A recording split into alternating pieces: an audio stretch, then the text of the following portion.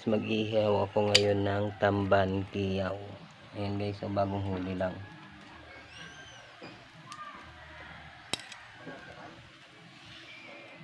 Pabuoy kasi ang isda diri sa amon guys. Dito sa Romblon, sobrang dami ng isda. Pinamimigay lang.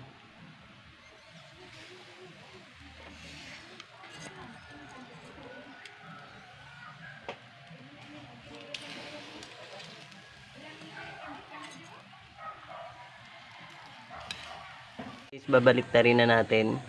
Ito yung isda na maraming bawal mga idol. Bawal po sa mga nagaubo, sa may mga sakit-sakit. Bawal po itong tamban, bawal sa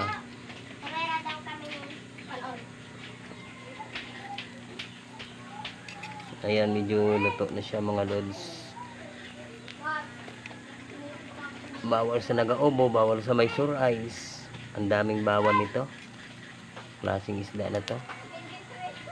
Ito yung tamban kiyaw.